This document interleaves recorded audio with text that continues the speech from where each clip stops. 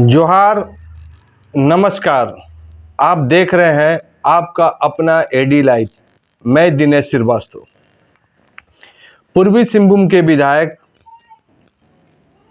सरजू राय जी अपने कार्यालय बारीडी में रुद्राभिषेक का पूजन किया गया। साथ ही साथ रामर्चा पूजा का प्रसाद का भोग भी ग्रहण करने के लिए शहर के आम जनता के साथ साथ खास लोग भी आए थे।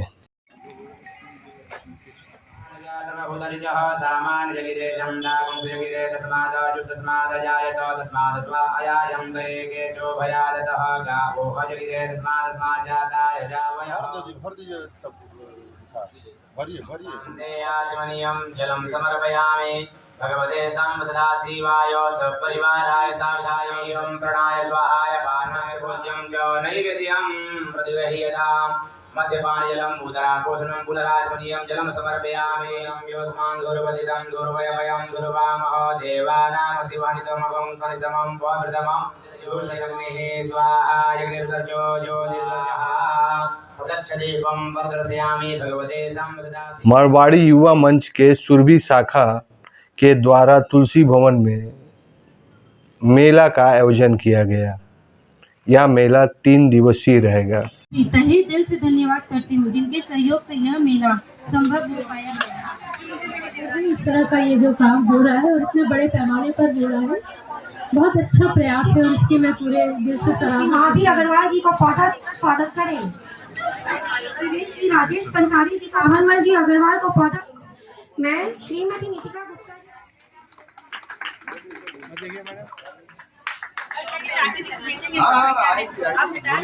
मारवाड़ी रामन स्टील सिटी सुरभि शाखा के द्वारा विगत कई सालों से यह फैशन एक्स मेला का आयोजन किया जाता है। यह कार्यक्रम जो है महिला सशक्तिकरण के अंतर्गत महिलाओं को एक प्लेटफॉर्म दिया जाता है एक जगह में रह करके, और इसमें बहुत सारे स्टेट के जो हैं महिलाएं जो है अपना बुटीक लेकर के यहाँ पर सेल लगाने के लिए आती हैं। ये सावन का महीना है, सावन उत्सव का महीना है और ये त्योहारों की बौछार है। इस समय महिलाएं और बच्चे और सब कोई की जो खरीदारी बहुत ज़्यादा रहती है। विशेष रूप से रक्षाबंधन जो है, गुरु पूर्णिमा, रक्षाबंधन हुआ, बहुत सारे त्यौहार आते हैं। इसलिए महिलाओं को एक प्लेटफॉर्म दिया जाता है ताकि वो अपना बिजनेस जो काम है जो अच्छे से अच्छे, अधिक से अधिक बड़ा रूप में कर सके और अपना जीवन यापन अच्छे से अच्छे करें। डॉक्टर अजय कुमार के समर्थक बिरसा नगर जोन नंबर 1 में बीजेपी आईटी सेल के का पुतला दहन किया गया।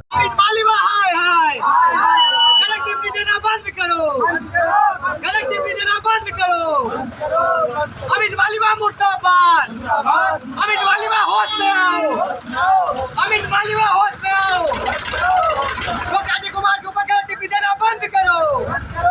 डॉक्टर अजय कुमार के ऊपर गलत टिप्पणी देना बंद करो। अजय कुमार के ऊपर गलत टिप्पणी देना बंद करो।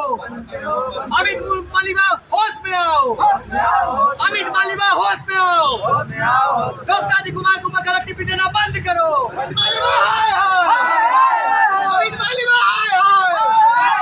अमित मालिवा गद्दी छोड़ो।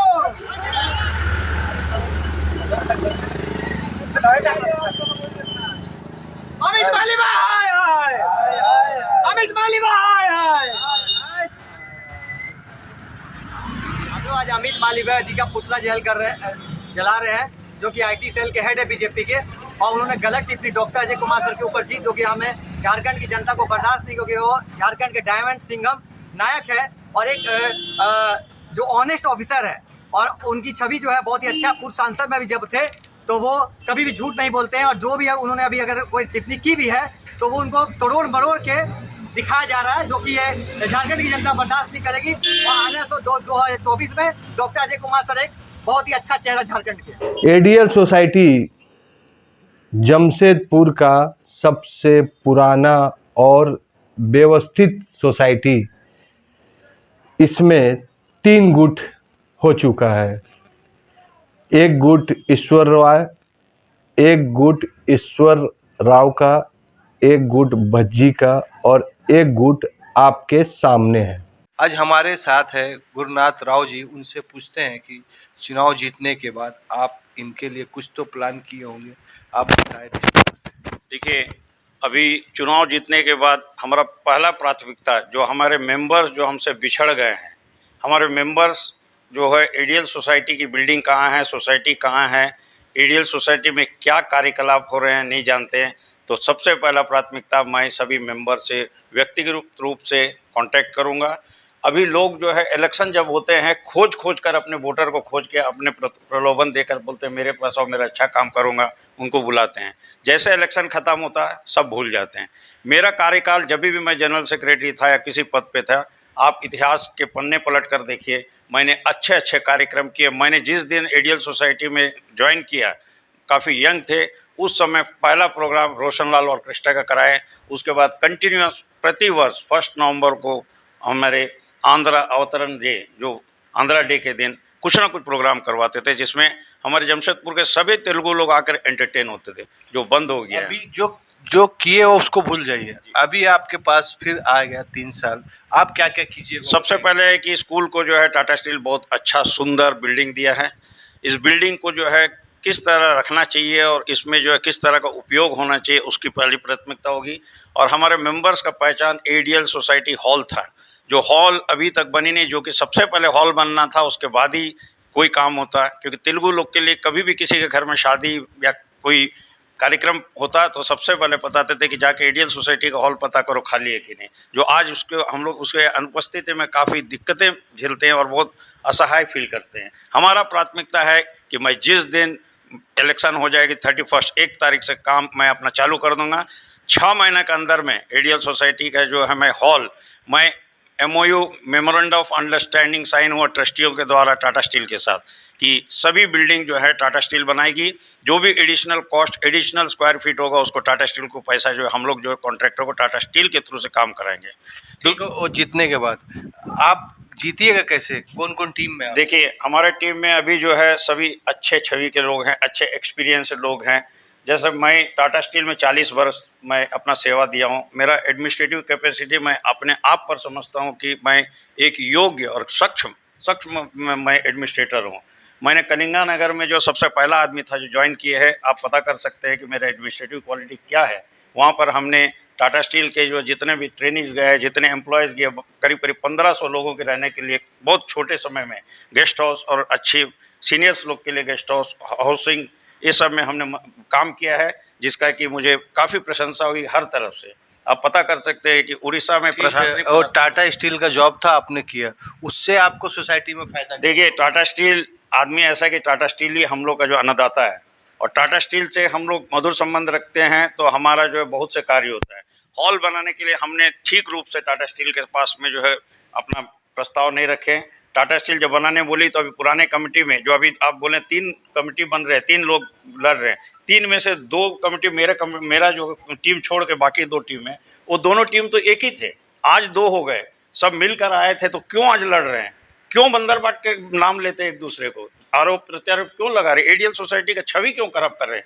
आज मैं कहता हूं कि नाम नहीं लेना चाहता हूं, लेकिन जो भी आदमी प्रेसिडेंट के लिए खड़ा हो रहे हैं, दोनों तरफ के लोग प्रेसिडेंट के जो एक दूसरे पर मुकदमा किए और जनरल सेक्रेटरी पर मुकदमा किए, एडीएल सोसाइटी पर मुकदमा किया, 10 लाख रुपये तक खर्चा हुआ, तो वो पैसा का कौन आदमी भरपाई करेंगे? ईश्वर राव जी से पूछिए ये 10 लाख रुपये किसका जो है खर्च हुआ है। एक एक रुपया का हिसाब देना चाहिए उनको ट्रस्टी लोगों के साथ मैंने मीटिंग करवाया और सब मीटिंग में प्रेजेंट रहता था, इवन मैं कमेटी में नहीं रह के। जिस जो अभी एजीएम नहीं हुआ, कुछ नहीं हुआ, उसमें आप कितना बड़ा आवाज? देखिए, इसमें तो हमने आवाज़ उठाई, दूसरे लोग लड़ रहे झगड़ रहे, तो मैं अपना एक निर्णय लिया।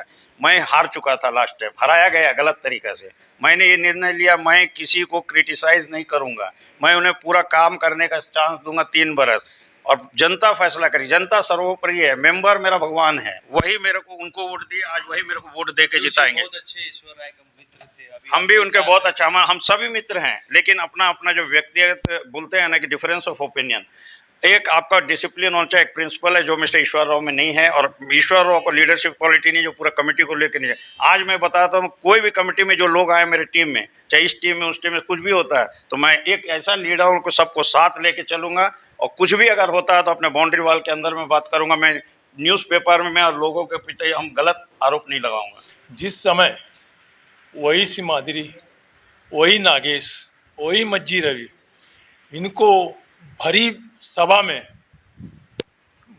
में इनको भगा दिया गया। बोला कि आपको हटा रहे हैं, आप जाइए, और सभी ताली मार के हंसी खुशी किया। वो ईश्वर राव जी को हम लोग 4 साल ढोए, हम व्यक्तिगत हम लोग उसको ढोए कि नहीं हम लोग साथ में हैं, उनका हर समय उनका साथ रहते थे। वो आदमी बात किया हमसे, हमको बोला कि तुम क्या कर रहा। हम बोले 10 दिन हम आए हैं, घर रजिस्ट्रेशन कराए हैं मानगो में फ्लैट। हम बोला आए हैं, और हमरा एक्चुअली में हमको जाना था हैदराबाद बेटी का बॉम्बे, तो हम बोला आ जाते हैं, बैठ के टीम बनाएंगे, आप इधर उधर मत जाइएगा। हमको हाँ भरा कि हाँ ठीक है, हम कहीं नहीं जाएंगे। और वही आदमी अपना सीट का चलते हम लोग को छोड़ के वो लोग साथ चले गए, इवन खबर तक नहीं किया है कि हम जा रहे हैं। ऐसा व्यक्ति से क्या रखेंगे आशा। वो जिधर देखता है कि हमको पोस्ट मिल जाए, बाकी सब चल जाए, ये उनकी नीति है जो एकदम गलत है। इसलिए आत्मसम्मान के लिए आपने टीम चेंज किया। हम टीम चेंज, हमारा ये रिलेशन में भाई भी लगते हैं, और टीम में ये हमको बोला कि तुम जब यहाँ घर ही ले रहा है, तुम वाइस प्रेसिडेंट में लड़ो। ठीक है, हमको पद का लोभ नहीं है, चाहे तो ये हमको बोले ऑफर भी दी कि जनरल सेक्रेटरी, हम बोले नहीं, जनरल सेक्रेटरी में तुम रहो। डॉली जैन और कविता छाबरा, यह वो हस्ती है जो हस्ती को फैशन के बारे में ज्ञान देती है। इसको आप इस तरीक़ा से समझिए कि डॉली जैन है वह 352 प्रकार की साड़ी को किस प्रकार पहनना है वह विधि उनके पास है। उनका इंटरव्यू आपके सामने प्रस्तुत करते हैं।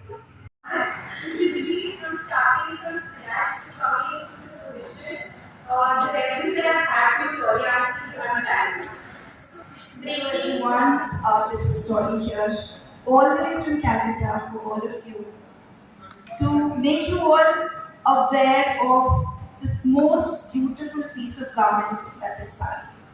We all love it, we all loved it, we all will love it, but somewhere I think we just lost a little bit of connect, and that is what I'm going to do here. Gown has always been irrespective of if you all like it or don't like it or whatever it is, sari, the beautiful, jewelry or something of that sort. And I entered the room.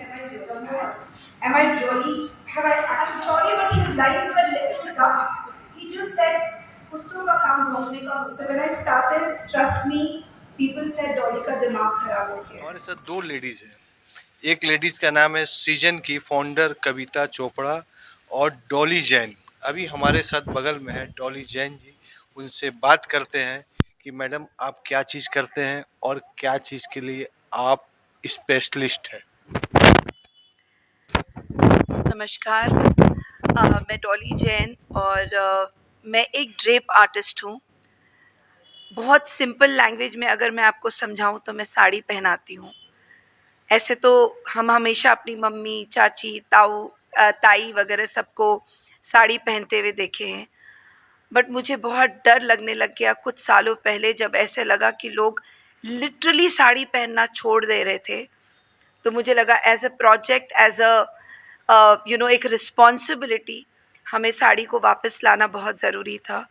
और मैं थोड़ा थोड़ा करके but आज एक साड़ी को 325 तरह से पहना सकती हूँ, और इसी चक्कर में आई थिंक ये मेरी पॉपुलैरिटी है और मैं इसलिए फेमस हूँ। मैडम किसको इसको साड़ी पहना है, हीरोइन को छोड़ के पहले बताइए। नीता अंबानी जी हैं, Mrs Jindal, Mrs Adani, Mrs Mittal, Bajaj, Birlas, I think ये जितने भी इंडस्ट्रियलिस्ट है, स्मृति ईरानी जी, जयललिता जी, ये सब को मैंने साड़ी पहनाया है। और ये सब लिटरली कहते हैं कि मेरे उंगलियों में मैजिक है, तो आई थिंक इन सब ने मेरी मैजिक को देखा है।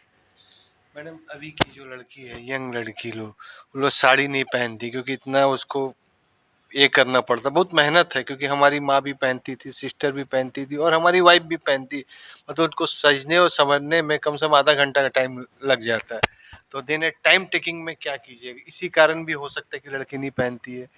साड़ी को 18.5 सेकेंड्स में पहन के, तो अगर मैं 18 सेकेंड में पहन सकती हूँ तो चलिए मैंने आपको 18 मिनट दिया, इससे ज़्यादा तो नहीं लगेगा। और हमारे तो हम लेडीज़ तो श्रृंगार करेंगी और थोड़ा समय लेंगी, ये हमारा हक है।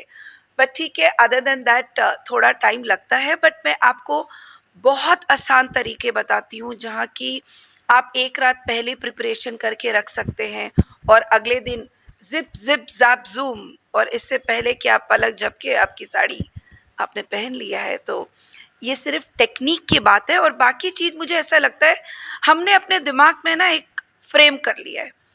साड़ी बहुत कम्बसम है, साड़ी बहुत टाइम टेकिंग है, ऐसा कुछ भी नहीं। हम 18 सेकेंड में कर सकते हैं, आप 1 मिनट 80 सेकेंड में कर लीजिए, 1 मिनट 2 मिनट ले लीजिए। So I think it is nothing is difficult. It is just about आपने कैसे अपने आप को फीड करके रखा हुआ है। जिस दिन आपने कह लिया कि साड़ी बहुत इजी और आप सबसे सुंदर साड़ी में लगेंगे, और हमें चाहिए कि हम तो सबसे सुंदर लगना चाहते हैं, तो मैं आपको गारंटी देती हूँ आप सबसे सुंदर साड़ी में लगेंगे, बस कोशिश करनी पड़ेगी। मैं आपको जेन्युइनली बताती हूँ कि मेरे इतने huge followers Canada, New York, US and UK, मेरे इतना ह्यूज फॉलोअर्स है मेरे, और लिटरली मेरे पास डिमांड आती है कि आप मेरे लिए वर्कशॉप आप कनाडा में ले लीजिए, न्यूयॉर्क में ले लीजिए, लंदन में ले लीजिए। तो अगर डिमांड आ रही है तो इसका मतलब क्रेज़ है। और हमें क्या होता है ना, हम इसलिए इसको वैल्यू नहीं देते क्योंकि हमारे लिए बहुत ईजिली एक्सेसिबल है। जहाँ चीज़ें ईजिली एक्सेसिबल हो जाती है ना, आप उसको वजूद नहीं देते। वहाँ पे लोगों को एक्सेसिबल नहीं है, तो आई थिंक उनको वैल्यू ज़्यादा है। और आप यकीन नहीं करेंगे, यहाँ तो फिर भी हम अपनी दिवाली के पार्टी में और होली के पार्टी में कोई और कपड़े पहनते हैं, बट वहाँ में नियम है कि आपकी कोई भी इंडियन फेस्टिवल में अगर आपकी गैदरिंग है और आपका कोई गेट टुगेदर है, तो ये रूल है कि आपको सिर्फ साड़ी पहन के जाना पड़ेगा, आप कुर्ता भी नहीं पहन सकते हैं। आई थिंक इस तरह के कुछ रूल हमें वापस से अपने भारत देश में लागू करनी पड़ेगी ताकि हम इसे और प्रचार कर सकें। मैडम एक चीज़ है कि भारत में अलग अलग कास्ट है, दक्षिण भारतीय अलग है, इधर आप आ जाते तो बिहारी कल्चर, यूपी कल्चर हो गया, फिर अब पंजाब चल जाइए, हिमाचल प्रदेश चल जाइए, फिर अब बंगाल आइए, तो सबका जो ट्रेंड है साड़ी का अलग अलग है। तो आप जो विदेश में अगर जो उसका क्रेज क्या है, दक्षिण भारतीय साड़ी पहनती है कि बंगला भारतीय पहनती है या यूपी का पहनती है? क्योंकि हमारी माँ जो बोलते हैं उसको सीधा आंचल और उल्टा आंचल, तो ये बताइए कि विदेश में किस ट्रेंड का अधिक मांग है? एक ड्रेप है जिसको कहते हैं यूनिवर्सल स्टाइल ऑफ ड्रेपिंग, जिसको हम उल्टा पल्ला कहते हैं, ठीक है, जो कि आपके लेफ्ट शोल्डर में जाता है। इसको यूनिवर्सल स्टाइल इसलिए कहते हैं क्योंकि नॉर्मली सब इस स्टाइल को पहनना चाहते हैं, बट अदर देन दैट जो बंगाली है वो अपना स्टाइल पहनना चाहती हैं, जो पंजाबी है वो अपने दुपट्टे को अलग स्टाइल से पहनना चाहती हैं, जो साउथ इंडियन है वो अपनी कांजीवरम को पहनना चाहती हैं, और जो महाराष्ट्रियन है वो अपने नवाड़ी साड़ी पहनना चाहती है। तो आई थिंक सब अपने देश अपनी जगह से इतना प्यार करते हैं, वो रहते भले विदेश में हो, उनकी रूट, उनका रूह, उनका दिल आज भी हिंदुस्तान में है, और वो जब पहनते हैं तो उन्हें ऐसा लगता है कि मैं अभी भी अपने कंट्री से कनेक्टेड हूँ और उसी को वो पहनना चाहती हैं। साड़ी जो है स्मार्ट इंडिया में अच्छे कम बजट में आदमी पहन सकते, उसके बारे में कुछ जानकारी? देखिए, कोई भी चीज़ जो कि पावरलूम में बनती है वो बजट फ्रेंडली हो जाती है, जो हैंडलूम में बनती है वो थोड़ी एक्सपेंसिव हो मैडम जाती है। आपके साथ इतनी सुंदर सी साड़ी पहने हुए एक लेडीज है, और उससे सुंदर आपने साड़ी नहीं पहना, एक अलग ड्रेस पहना है, ऐसा क्यों? क्योंकि आज मुझे कल का इवेंट का इतना तैयारी करना था, और मेरी साड़ी हमारे यहाँ कुछ वो जो उसमें वर्क था वो कंप्लीट नहीं था, इसलिए साड़ी नहीं नहीं, पहन मैं पाई। इंटरप्ट करूंगी यहाँ पे एकदम 100%। ये कल मुझसे सीखेंगी और उसके बाद exactly, that's correct, she is right. Kavita Chopra ji का अपना बुटीक है, एक से एक डिजाइन बनाती है, और उनका डिजाइन पेटेंट के कतार में खड़ा है, क्योंकि उनकी डिजाइन बड़ी बड़ी सेलिब्रिटी लेती है, उनसे सीखती है, लेकिन वह भी ज्ञान लेने के लिए साड़ी का जो तरीका है उससे सीखेगी और वह भी साड़ी पहनेगी और अपने फॉलोवर, अपने जो चाहने वाली है उनको भी साड़ी के बारे में समझाएगी। मैडम, अब बात करते हैं कि आपने अपना करियर कहाँ से शुरुआत किया और कैसे करके अपने बुटीक में आए। मैंने अपना करियर 15 साल पहले शुरू किया और छोटे शहर में जमशेदपुर में अपना एक जगह बनाने के लिए मुझे बहुत मेहनत करनी पड़ी, क्योंकि जब हमने शुरू किया तो हर जगह की अपनी अपनी चॉइस होती है, उसको समझने में मुझे वक्त लगा। फिर तब तक मेरी सिस्टर है जयपुर में, कुसुम दी, उन लोगों ने एक ब्रांड शुरू किया फैबियाना। तो उन्होंने बोला कि बहुत सारी चीज़ें ऐसी होती है कि जब हम जमशेदपुर में काम करते हैं तो हमें यहाँ पर ये है, जमशेदपुर इज़ अ टाउन जहाँ पे आपको आयरन के लिए, आपको स्किल्ड वर्कर जो हमें चाहिए बुटीक के काम के लिए, यहाँ पे उसकी कमी है। आज अगर हम राजस्थान जाते हैं, आज अगर हम गुजरात जाते हैं तो वहाँ पे हमें स्किल वर्कर्स मिलते हैं, बट जमशेदपुर में इस चीज़ की कमी थी। तो मेरी सिस्टर ने मुझे मोटिवेट किया, उन्होंने एक फैबियाना ब्रांड शुरू किया एंड शी टोल्ड मी कि तुमको जो भी हेल्प चाहिए मुझसे, तुम्हें जो भी डिज़ाइन चाहिए, I am there for you. तो हम यहाँ पर क्या करते हैं, आज हमारी यहाँ पर जो डिमांड होती है लोगों की, हम अपनी सिस्टर के साथ डिस्कस करते हैं और हम उनके कारीगर, अब तो उन्होंने कुछ कारीगर मुझे यहाँ जमशेदपुर में भी भेज दिए, तो हम यहाँ के लोगों के हिसाब से चीज़ें बनाते हैं। और अब now I have become part of Fabiana. तो हमारी जो ब्रांड है फैबियाना, इसके कई सेलिब्रिटीज़ ने साड़ी पहने हैं, ड्रेसेस पहने हैं, और इस चीज़ के लिए I am very proud of it that आज जमशेदपुर में मेरे पास जब लोग आते हैं तो वो मुझसे ये नहीं बोलते कि मुझे ये चाहिए, वो मुझे बोलते आपने मेरी पर्सनालिटी देख ली, आप मुझे सजेस्ट करो एंड आई एम श्योर आप जो मुझे सजेस्ट करोगे और जो बना के दोगे वो मुझे बिल्कुल परफेक्ट होगा। तो वो जो ट्रस्ट है मुझ पे, वो मुझे मेरा जो पैशन है, मेरी जो चीज़ें हैं, ये I am complete with my clients and वो मुझसे इतने सेटिस्फाइड रहते हैं, मुझ पे इतना हाई ट्रस्ट करते हैं, और मुझे लगता है ये जगह बनाने के लिए मैंने बहुत मेहनत की। इतना इजी नहीं होता है लोगों का विश्वास जीतना, उस विश्वास को जीतने के लिए आपको बहुत मेहनत करनी होती है, बहुत जगह बहुत सारी चीज़ों में कॉम्प्रोमाइज़ करना होता है। और प्लस एक ये भी था कि मैं अपने घर में कोई भी मेल वर्कर नहीं रखती हूँ, मैं लेडीज़ वर्कर रखती हूँ, क्योंकि मुझे ऐसा लगता है कि हर एक लेडी को फाइनेंशियली ज़रूर अपने ऊपर निर्भर करना चाहिए, बहुत ज़रूरी है। और जितनी लेडीज़ काम करेंगी, मैं इनफैक्ट मेरी जितनी फ्रेंड्स भी मेरे पास आती हैं, if suppose they are house wives, I appreciate if you are a house wife, but I always encourage them do something, because आप अपनी ज़िंदगी में अगर हम आए हैं तो हमें कुछ ज़रूर करना चाहिए, और हर एक इंसान में खूबी होती है। तो एक जो जगह बनी है, एक हमारे पास मेरे पास जितनी फ़ीमेल वर्कर्स हैं, उनको भी एक अच्छा पैसा मिल जाता है, फॉल कर रही हैं, वीविंग कर रही है, टैसल्स बना रही है, स्टिचिंग कर रही हैं। तो विमेन एम्पावरमेंट हमारा एक एम है, और डॉली दी के साथ तो हमारा आज का नहीं 20 साल पुराना रिश्ता है। तो इनको बुलाया है क्योंकि मुझे ऐसा लगता है कि बहुत सारी साड़ियाँ ऐसी, मेरे जितने सब फ्रेंड्स ही बन गए, अब मेरे सारे क्लाइंट अब एक फैमिली हो गई हैं। तो मेरी बहुत इच्छा थी कि वो करेक्ट वे ऑफ ड्रेपिंग जानना बहुत ज़रूरी। Even I do not know as a designer, even I do not know how to drape a sari properly, I want to learn from her. तो मैंने इनको बुलाया है कि जिससे मेरे जितने फ्रेंड्स हैं वो आए और आके इनसे बहुत कुछ सीख सकें।